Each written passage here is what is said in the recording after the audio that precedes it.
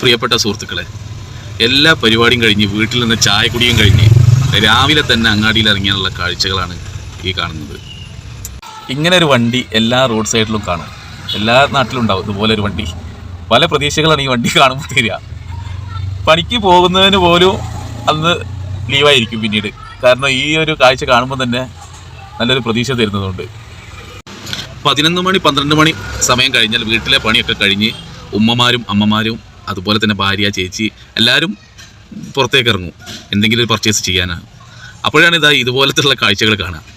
അങ്ങനെ അവരുടെ ബാഗിലുള്ള പൈസ എങ്ങനെങ്കിലും പറഞ്ഞ് ഇയാളെ പെട്ടിയിലാക്കും.